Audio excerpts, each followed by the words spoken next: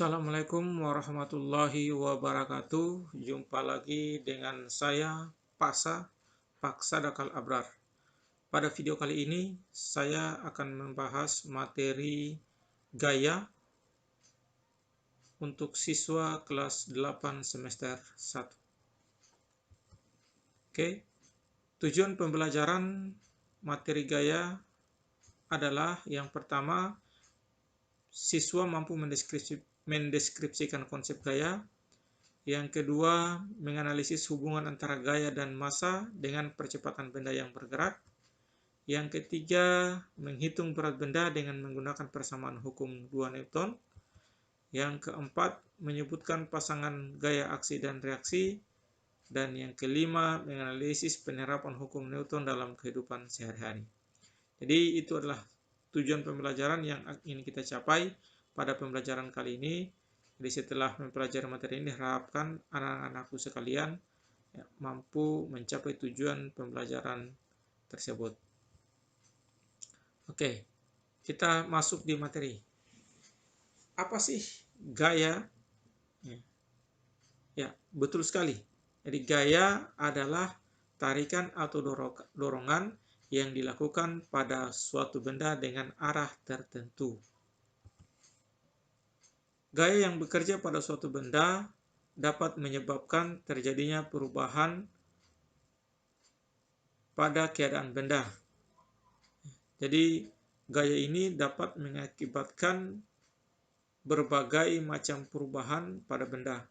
Apa saja? Ya, yang pertama itu gaya dapat menyebabkan benda yang semula diam menjadi bergerak. Ya, tentu saja. Misalnya ada bola diam, kita sepak ya, dengan gaya otot, maka dia akan bergerak. Kemudian benda yang semula bergerak dapat menjadi diam. Ya, bola yang sudah kamu tendang tadi, kemudian kamu tahan dalam telapak kakimu, bolanya menjadi diam atau berhenti. Itu kenapa? Karena ada gaya yang menahannya. Kemudian yang ketiga, merubah bentuk dan ukuran benda. Contohnya, plastisin ya, atau tanah liat, itu dengan kita dapat merubah-ubah bentuknya karena adanya gaya atau besi yang dibengkokkan. Ada banyak contoh-contoh yang lain. Kemudian mengubah arah dan kecepatan benda. Ya, tentu saja ya, dengan adanya gaya ya, kita bisa mengubah kecepatan. Ya, arahnya pun bisa diubah. Ya. Contohnya ya, bisa kita tendang bola ya, yang tadinya lurus kemudian ditanduk oleh teman kamu sehingga arahnya berubah, kecepatannya pun berubah. Ya. Tuh. Kemudian macam-macam gaya. Ya. Ada berapa macam sih gaya itu? Ya. Gaya secara umum dibedakan menjadi dua, yaitu ada gaya sentuh dan gaya tak sentuh. Apa itu gaya sentuh? Itu gaya yang timbul karena adanya sentuhan secara langsung pada objek atau benda. Sedangkan gaya tak sentuh adalah gaya yang timbul tanpa ada sentuhan atau kontak langsung dengan benda. Oke, kita lanjut dulu di gaya sentuh. Gaya sentuh ini dibagi menjadi 5. Yang pertama ada gaya otot, ya, yaitu gaya sentuh yang dikerjakan oleh otot. Misalnya kamu mengangkat meja, menendang bola, karena gaya otot. Ya.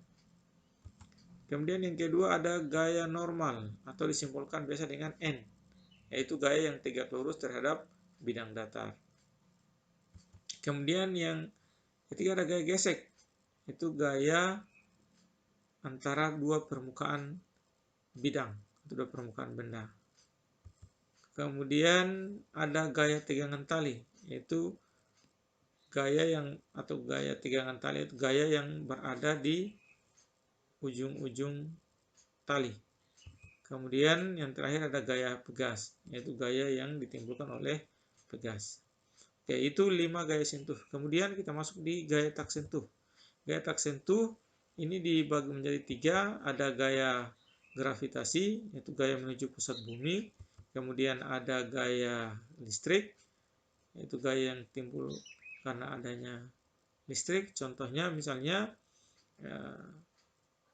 potongan-potongan kertas itu dapat tertarik oleh mistar ketika mistar digosok ke rambut.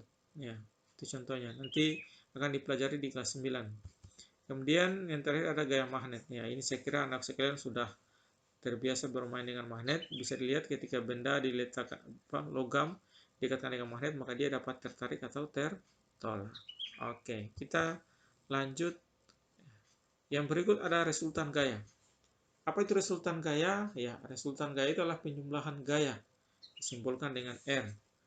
Resultan gaya ini ada 3. Yang pertama adalah resultan gaya searah. Perhatikan gambar berikut.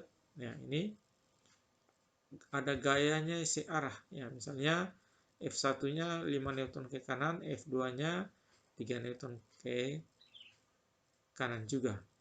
Berapa resultannya? Ya, resultannya berarti R sama dengan, tinggal dijumlahkan karena arahnya sama, F1 tambah F2.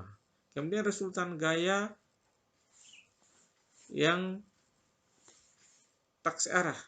Lupa ganti ya, resultan gaya tak searah. Perhatikan gambar. Ya, misalnya ada sebuah benda dikenai gaya 1 5 Newton ke kanan dan 2 Newton 3 Newton ke kiri. Maka resultannya itu sama dengan F1 tambah min F2. Kenapa minus F2? Karena arahnya ke kiri. Di gaya ini adalah besaran vektor, jadi ditentukan oleh arah.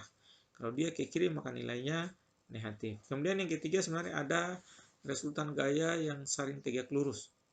Ya, ini pakai hukum Archimedes. Ya. Teorema Pythagoras. Ya.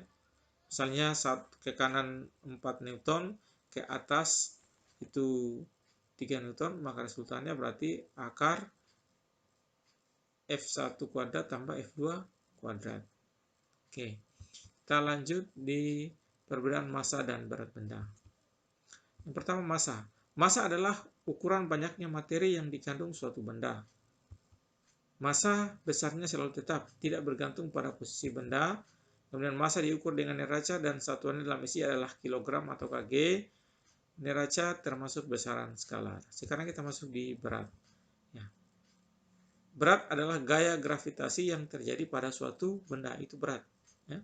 Jadi kalau massa tadi adalah ukuran banyaknya materi, sedangkan berat adalah gaya gravitasi yang terjadi pada suatu benda.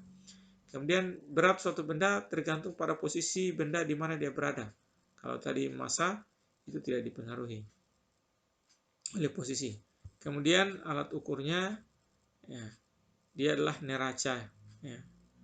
Ada neraca pegas, satuannya dalam isi adalah Newton atau simbol N besar. Kemudian dia termasuk besaran vektor, ya, karena dia dipengaruhi oleh arah gaya gravitasi. Oke, hubungan massa dan berat. Ya, jika massa diberi lambang M dan berat diberi lambang W, maka hubungan antara massa dan berat dapat dituliskan sebagai berikut. W sama dengan M kali G. Ya, jadi berat itu sama dengan massa dikali gravitasi. M-nya massa, G-nya gravitasi. Contoh, sebuah benda memiliki massa 5 kg.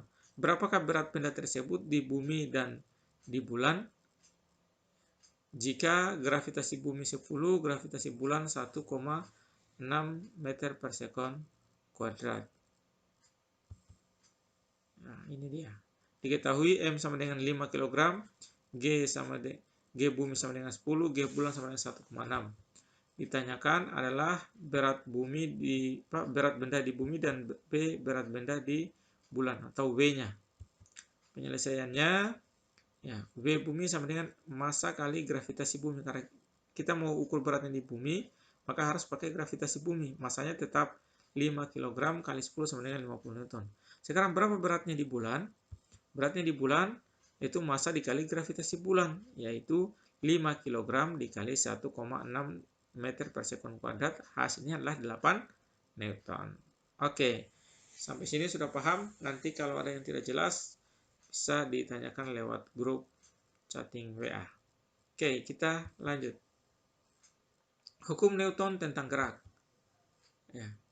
Benda yang diam akan tetap diam dan benda yang bergerak akan tetap bergerak selama tidak ada gaya yang bekerja padanya. Inilah yang disebut dengan hukum 1 Newton. Hukum 1 Newton dikenal juga sebagai hukum kelembaman. Secara matematik, dapat dituliskan, ya secara matematik hukum 1 Newton dapat dituliskan dalam bentuk persamaan, ya, sigma F sama dengan 0. Artinya apa? Itu resultan gayanya, ini F-nya sama dengan 0. Jadi tidak ada gaya yang bekerja padanya. Hukum 1 Newton, contoh hukum 1 Newton kehidupan sehari-hari, ya. Contohnya, misalnya kita naik kendaraan yang tiba-tiba direm, maka kita akan bergerak maju ke depan. Itu artinya kita mempertahankan posisi yang terlanjur diam, ya, atau terlanjur bergerak. Kemudian ketika kita duduk diam, tiba-tiba motor misalnya atau kendaraan di gas, diberikan gaya ke depan, maka kita akan terpental ke belakang. Sekali lagi dia mempertahankan posisinya. Benda yang diam akan tetap diam, dan benda yang bergerak akan tetap bergerak. Oke, itu contoh hukum 1 Newton. Nanti untuk tugasnya nanti silakan cari contoh hukum 1 Newton yang lain, ya, minimal 3 contoh hukum 1 Newton. Kita lanjut di hukum 2 Newton. Hukum 2 Newton menjelaskan bahwa jika resultan gaya yang bekerja pada suatu benda tidak sama dengan 0, maka benda tersebut akan mengalami percepatan yang besarnya sebanding dengan gaya yang bekerja pada benda, tetapi berbanding terbalik dengan massa benda. Ya, secara matematik, persamaan hukum 2 Newton dapat dituliskan itu A sama dengan F per M. A ini adalah percepatan, sigma F adalah resultan gaya, sedangkan M adalah massa. Dan resultan gaya ini bisa saja ada 2 gaya yang bekerja pada benda. Contoh hukum 2 Newton dalam kehidupan sehari-hari itu contohnya dia sangat banyak. Itu semua benda yang bergerak karena gaya itu adalah contoh hukum 2 Newton. Sebagai contoh, nanti sebentar Bapak kasih contoh, kita lanjut dulu hukum 3 Newton. Ya, hukum 3 Newton ini dikenal dengan hukum aksi reaksi. Bagaimana bunyinya? Hukum 3 Newton menjelaskan bahwa jika benda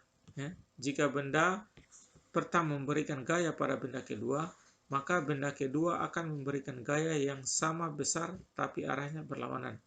Secara matematis dapat dituliskan sigma F sama dengan minus sigma F reaksi. Kenapa dia minus? Ini karena arahnya berlawanan, ya. Maka dia nilainya minus. Nah, contoh hukum Newton dalam kehidupan sehari-hari ada banyak sekali. Di antaranya Bapak kasih contoh adalah ketika kita berenang, tangan kita menarik air, maka air mendorong kita ke depan. Itu adalah salah satu contoh hukum 3 Newton. Atau ketika kita menekan tembok, ya, menuju tembok, maka tembok juga akan memberikan gaya yang sama besar dengan gaya yang kita berikan pada tembok. Jika gaya yang kau berikan lebih besar daripada gaya yang diberikan tembok, maka temboknya akan rubuh. Ya. Itu contohnya. Kemudian untuk tambahan tugasnya lagi, anak sekalian silakan cari minimal 3 contoh hukum 3 Newton dalam kehidupan sehari-hari. Jadi sudah 2 tugasnya. Yang pertama tadi contoh hukum 1 Newton minimal 3. Kemudian yang berikut contoh hukum 3 Newton dalam kehidupan sehari-hari. Ya, ini contoh soal. Sebuah benda bermassa 500 gram ditarik ke kanan dengan gaya 400 Newton dan ditarik ke kiri dengan gaya 350 Newton. Tentukan percepatan yang dialami benda tersebut. Jadi yang ditanyakan adalah A-nya, ya. Yang ditanyakan adalah A. Berarti ya, kita cari berarti yang diketahui, kita cari dulu ya, yang diketahui. Ini berarti ini kita harus cari dulu, ya, diketahui F1, F2 resultan gayanya dulu kita cari, ya. Ya. Ini F1, ya. Ini 400, F2 ini 350, sehingga resultannya itu R-nya itu sama dengan 400 ini tambah minus, karena ini ke kiri, ku tambah minus 300 ya. Oh sorry, jauh sekali, 50 ya. Hasilnya adalah ya, 50 ke kanan ya, 50 Newton. Sehingga percepatannya kita pasangkan persamaannya, A, dan percepatan A sama dengan F per M. Ini hasilnya sama dengan 50, F-nya tadi 50 per masanya juga 50. Hasilnya adalah, ya betul sekali, hasilnya adalah 1 meter per sekon kuadrat.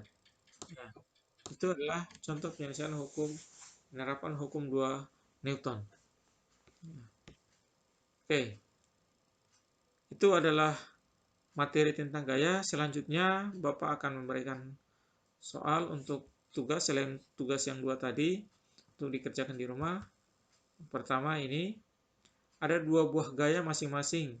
FA ketik gambar itu sama dengan 30 Newton. Ini FA 100 Newton dan FB 30 Newton sedang bekerja dalam suatu benda ya, yang arahnya ke kanan. Maka berapakah resultan gaya yang dihasilkan? Ya, resultannya ini ya. Jadi FA 100, FB-nya 300. Berapa resultannya? Jadi R yang ditanyakan ya. Kemudian yang nomor 2, perhatikan gambar di bawah ini. Jika F1 sama dengan 120 Newton dan F2 sama dengan 50 Newton, maka resultan gaya yang bekerja pada benda adalah, jadi hampir sama soalnya nomor 1 dan nomor 2 ya, hanya arahnya yang berbeda. Kemudian nomor 3. Nomor 3, berilah masing-masing 3 contoh aplikasi hukum. Oh ya, sudah ya. Jadi soal yang tugas yang tadi 1 2 sudah masuk di sini, sehingga berarti totalnya tugasnya hanya 5 nomor. Aplikasi hukum 1, 2 dan 3 itu dalam kehidupan sehari-hari. Kemudian nomor 4, berdasarkan soal nomor 1, jika massa benda, tadi kan belum ada massanya di soal tadi nomor 1 ini, belum ada massanya, ya hanya gaya yang ada. Di soal nomor 4 ini, jika massanya ini massa 50 kg, berapakah percepatan yang dialami oleh benda? Jadi tanyakan A-nya. Kemudian soal yang sama untuk nomor 2, atau nomor 5, itu berdasarkan soal nomor 2, jika massanya juga 50, berapakah percepatan yang dialami oleh benda? Ya. Jadi kalau soal nomor 4 itu berdasarkan soal nomor 1, sedangkan soal nomor 5 berdasarkan soal nomor 2. Oke, demikian pertemuan kita pada kali ini. Tetap semangat untuk belajar. Sampai jumpa di pertemuan selanjutnya. Salam belajar.